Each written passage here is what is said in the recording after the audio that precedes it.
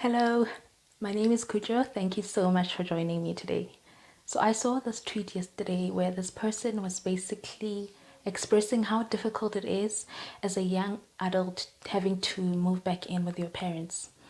And it got me thinking, we're living in very difficult times. It's very hard economically, especially as a young millennial, losing your job, having a reduction in your income.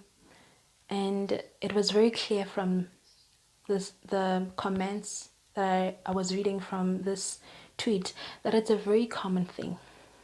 Okay, so I'm gonna start here. We know that the human brain will always use the most energy efficient way in trying to find answers for anything. So your lazy brain will use the most energy efficient route to rationalize things. And it'll always look out for those things that are perceived as danger and focus on them. So you find yourself ruminating over things that you really shouldn't be ruminating over. And this makes sense in evolutionary terms because your primitive brain was designed to keep you alive. So here you are, 30 years old, living with your parents, unemployed.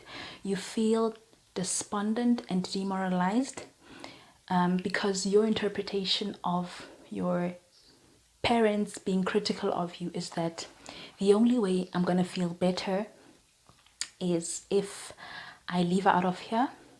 Or you may be thinking that, living with my parents really diminishes my freedom.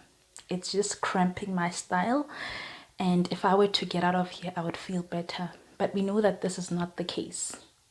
We know that it's not the case because even if you were to move out, you would still encounter other problems that would make you feel in a similar way. Okay, now this is not to undermine your ambition to move out, to say that it won't change your circumstances. Of course, it will change your circumstances, but what it won't do is change how you're feeling.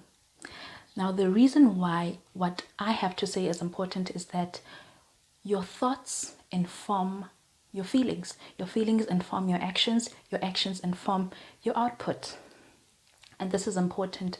This is exactly why it's important to manage your feelings. I mean your thoughts. It's important to manage your thoughts.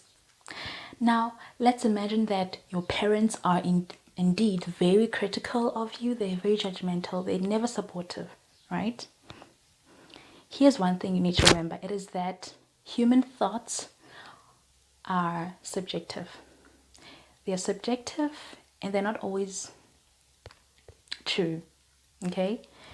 So your parents could view you being at their house as additional help for them, or they could view it as a burden, right?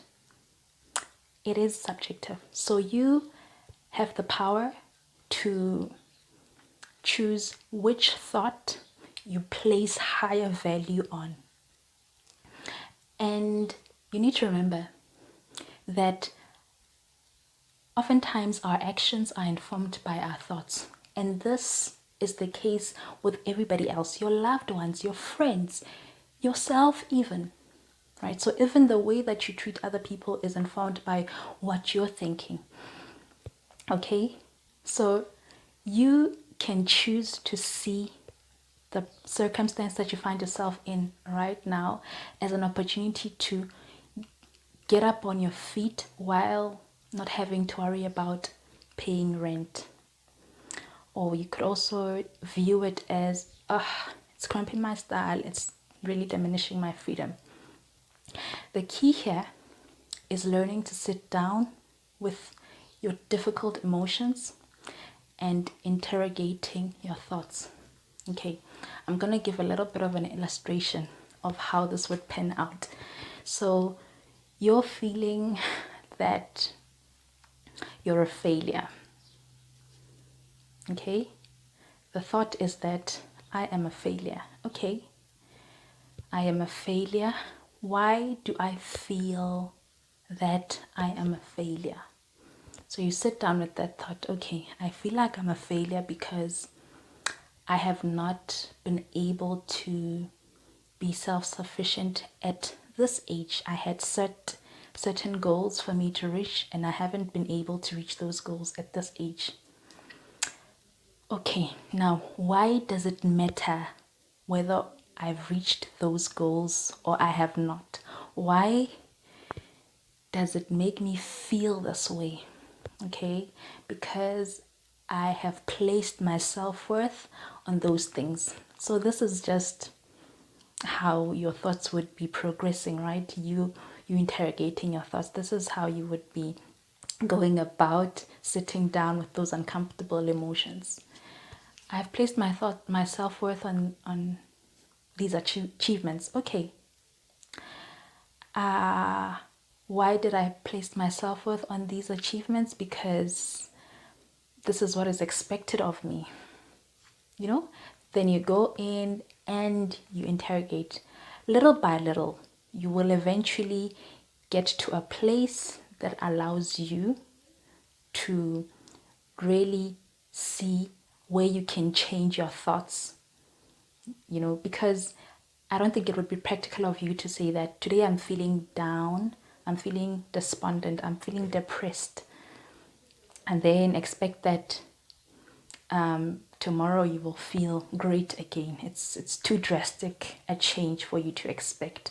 But sitting down and interrogating your thoughts will be the difference between you sitting in your self-pity and you going on to find ways to change your circumstances. And I think this is why it matters to interrogate your thoughts. Okay, so go on and interrogate your thoughts, manage your thoughts, and see what difference it will make for you. Hope to see you in the next